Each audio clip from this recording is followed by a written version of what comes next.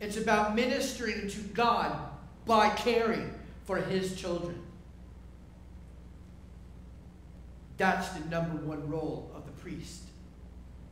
That's our job. Every one of us. The second thing in the ark is the tablets of the law. The temple itself was always associated with the law. When we start talking about the temple and us being the temple was always associated with the law. Why? Why? What happened in the temple that would associate with the law? The sacrifices. The sacrifices. Not only were the sacrifices law themselves, but every time we broke a law, we made a sacrifice. And that happened in the temple, only in the temple. That's why we no longer have a Passover sacrifice, because that sacrifice can only be made in the temple. Of course, we're going to learn in a couple of weeks that Passover sacrifice was already made once and for all by the Passover Lamb of God.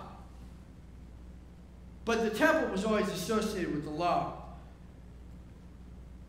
When we look at the law itself and talk about the heart, we actually said it today. In Deuteronomy 6, verse 6, in the Vayachel-Pekudei. V'hayu hadvarim ha'eleh asher Anochi mitzavcha vayom al levavecha. And these words, which I command you this day, shall be on your hearts. The law was always meant to be on our hearts. Always. That's not a New Testament idea. It's not something different from anything that happened before. It was always meant to be that way. Al levavecha, upon our hearts. Now, how many of you have ever bought a present from a place called Things Remembered? Remember that place? The greatest thing about Things Remembered, they would engrave anything. You could probably bring your kid in. Say, hey, you know what? I want to give my kid, could you just put an engraving? They would do it.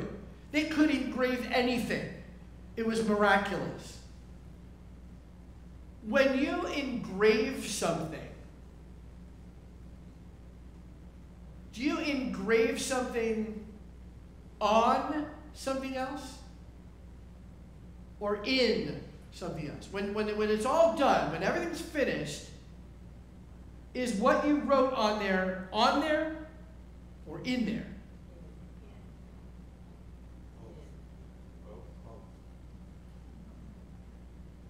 It's actually in, because it breaks the surface. When you engrave, you're breaking the surface, which means you're putting something in to that item. Now you can emboss, and embossing is different, because embossing just simply lays it on there. But when you engrave, it's in there. Like ragu. It's in there. Let's just look real quick at Jeremiah 31, verse 32. We already know that it was that the law was always meant to be on our hearts. Al levavecha, from Deuteronomy 6:6. Jeremiah 31:32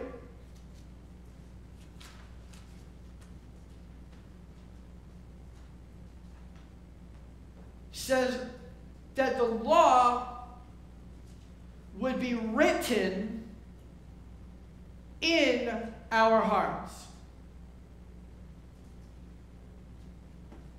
In our inner place. It's just big korbanot. In our inner place. It's not just upon. It's within. It's in us. It was meant to be in us. And when you look at Jeremiah 31, that's talking about the New Testament. It says, I will make a new covenant with the house of Judah and the house of Israel, and I will do this. This is what the New Testament, the New Covenant is all about. Engraving that law in our hearts, in our inner places. So it should not be any surprise when we talk about our hearts that the law, the 10 Commandments, should be in there like ragu. The video clip we're about to show, you'll be very familiar with. It's probably getting ready to come on television at some point in the very near future because it deals all about Passover. Now, there is some creative license that was taken, but this clip is from the 10 Commandments.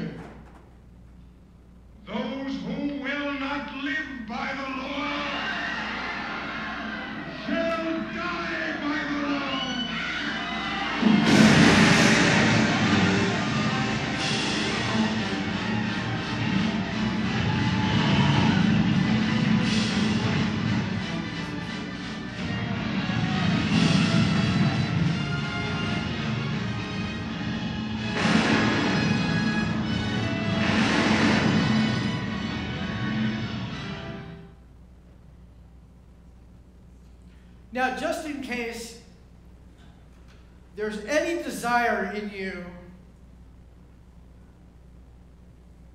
to blow stuff up like that, there is an app you can get for your iPad or iPhone that will do that with anything.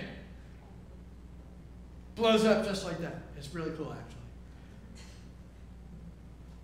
Without the law, there is no freedom. Moses said that. I want you to understand something. The only freedom we have is in the New Testament, the New Covenant, rather. The freedom that we have. But the New Covenant includes and is based entirely on writing the law on our hearts. So what Moses said, there is no freedom without the law, is absolutely true. Because if the law isn't part of it, it's not New Covenant. That's what Jesus taught. Matthew chapter 5, verses 13 through 20 talks all about it. I come not to abolish the law, but to fulfill it. Whoever teaches these and obeys them is great in the kingdom of heaven. Whoever doesn't is least in the kingdom of heaven. God came to earth as Yeshua to ratify that new covenant so